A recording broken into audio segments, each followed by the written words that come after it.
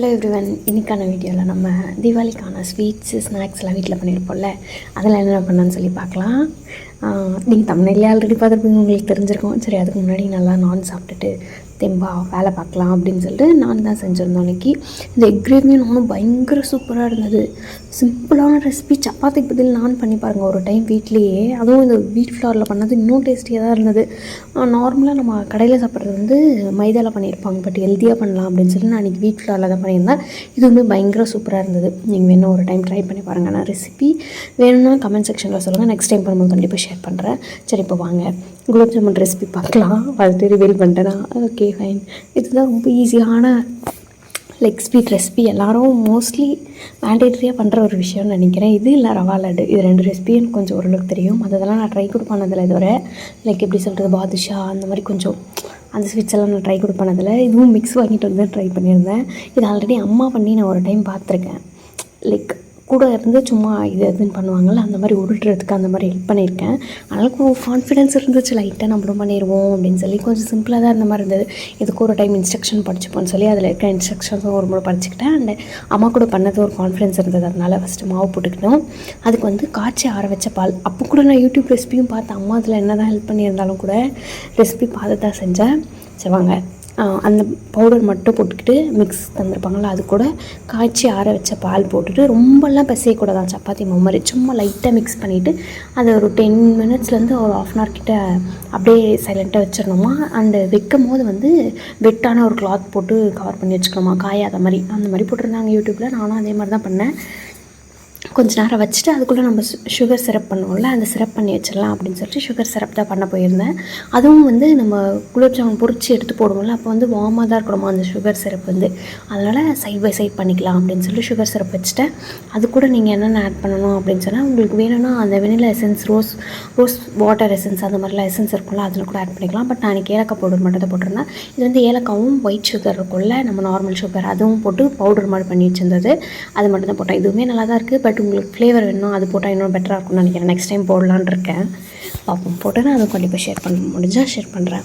அவ்வளோதான். இது வந்து நல்லா கரைஞ்சி, இதுக்கு பதம்லாம் இது ஒன்றுன்னு சொன்னாங்க. இந்த கம்பி பதம், அந்த தண்ணியில் போட்டு பார்த்தா கரையக்கூடாது, அந்த மாதிரி எதுவுமே இல்லை, சும்மா கரைஞ்சிடணும் அப்படின்னு சொன்னாங்க. நான் கொஞ்சம் கரைஞ்சதுக்கப்புறம் கொஞ்சம் நேரம் கொதிக்க வச்சு எடுத்து வச்சிட்டேன், அவ்வளோதான்.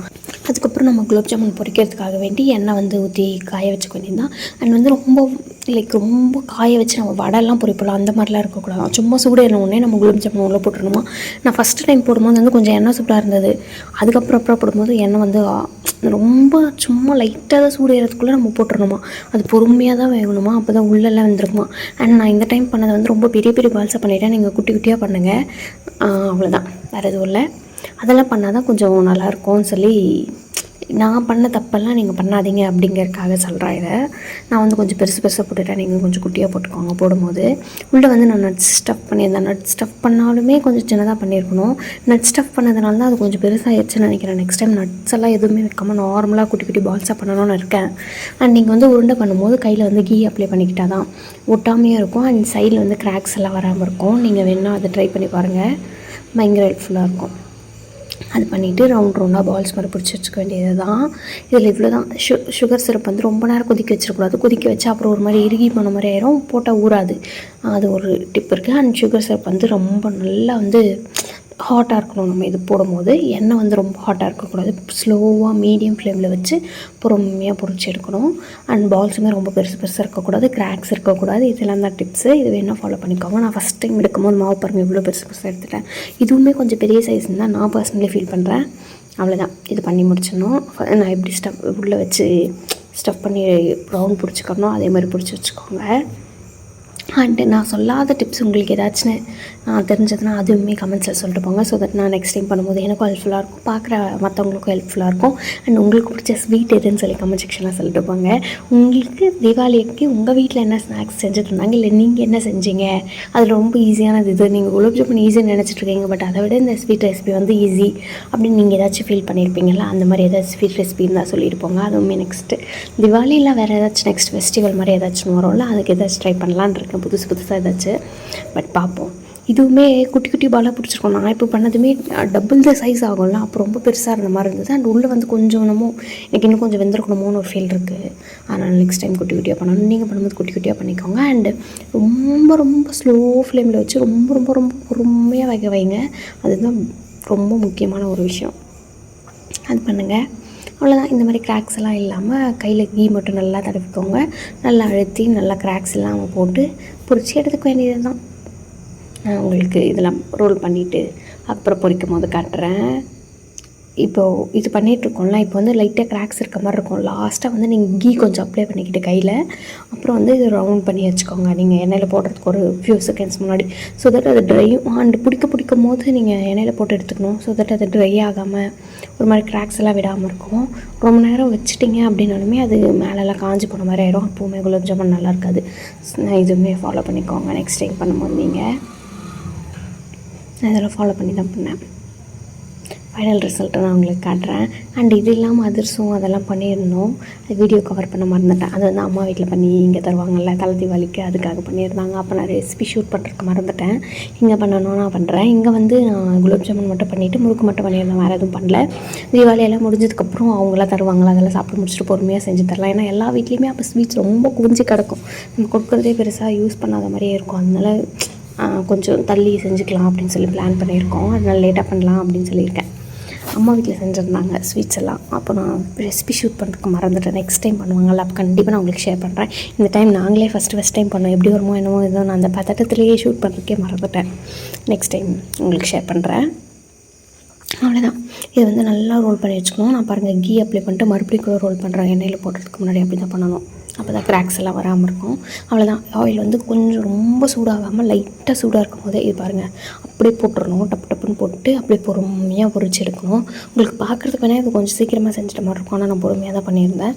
இதை விடவும் பொறுமையாக பண்ணணும்னு நான் ஃபீல் பண்ணுறேன். அப்படின்னா பார்த்துக்கோங்க நீங்கள் எந்தளவுக்கு ஆயில் சூடாக இருக்கக்கூடாது. அது போட்டோடனே பபிள்ஸ் எல்லாம் வரக்கூடாது. அந்தளவுக்கு நான் சூடு கம்மி பண்ணிட்டு போட்டிருக்கோம். நெக்ஸ்ட் டைம் போடும்போது அப்படி தான் போட்டேன்.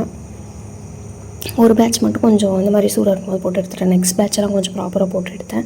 அண்ட் ஊறினதுக்கப்புறம் இது வந்து டபுள் த சைஸ் ஆகும்ல, அப்போ ரொம்ப பெருசாக இருக்க மாதிரி இருந்துச்சு. கொஞ்சம் சின்னதாகவே பண்ணியிருக்கலாம் அப்படின்னு ஃபீல் ஆச்சு. நான் உங்களுக்கு வீடியோ காட்டுறதுக்காக ஊறுறதுக்கு முன்னாடி அதை கட் பண்ணி காட்டிட்டேன். அண்ட் ஊறினதுக்கப்புறம் சாப்பிட்ருக்கும் போது நல்லா தான் இருந்தது. உள்ள நட்ஸ் எல்லாம் வச்சு கொஞ்சம் ரிச்சாக அந்த பெரிய பெரிய கடைகளெல்லாம் கொடுப்பாங்கள்ல, அந்த மாதிரி குலோப் ஜாமுன் மாதிரி இருந்தது. இதுக்கு ஏதாவது எசன்ஸ் போட்டிருந்தா நிச்சயமாகவே எக்ஸாக்டாக அந்த மாதிரி தான் இருந்திருக்கும்னு நினைக்கிறேன். எசன்ஸ் எல்லாம் எதுவும் இல்லாமல் சும்மா இலக்க போட்டு எடுத்தாச்சு. நம்ம இது பொரிச்ச உடனே சைட் பை சைடு அங்கே சூடாகவே இருக்கணும்னு சொன்னால நம்ம அந்த சக்கரை பாகு பண்ணியிருக்கோமே அது வந்து ஸ்டவ்வில் வச்சு சூடு பண்ணிகிட்டே தான் இருந்தேன். நான் கொஞ்சமாக கரைஞ்சிருக்கு பாருங்கள்.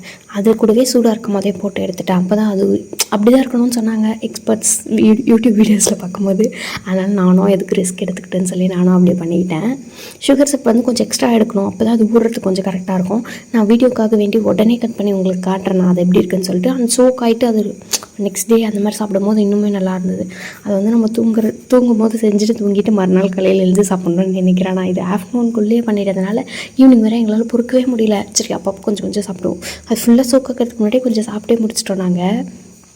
லாஸ்ட்டாக இப்படி தான் இருந்தது. கொஞ்சம் நேரம் ஓடிட்டதுக்கப்புறம் நான் உங்களுக்கு கட் பண்ணி காட்டுறேன் லாஸ்ட்டாக. அப்போ தான் உங்களுக்கு புரியும் எப்படி இருக்குதுன்னு சொல்லிட்டு.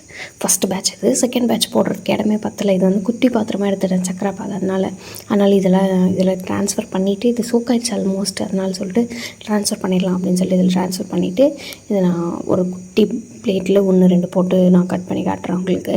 இது கூட சேர்த்து நாங்கள் முறுக்கும் பண்ணியிருந்தோம். அதுவுமே லைட்டாக ஷேர் பண்ணுறேன். முறுக்கு மாவு ரெசிபி வேணும்னா அப்புறம் வேணால் சொல்லுங்கள். நான் வந்து நெக்ஸ்ட் டைம் அரைப்போம்ல அப்போ வந்து ஷேர் பண்ணுறேன் உங்களுக்கு கண்டிப்பாக. அவ்வளோதான். முறுக்கு போட்டு எடுத்து வச்சாச்சு.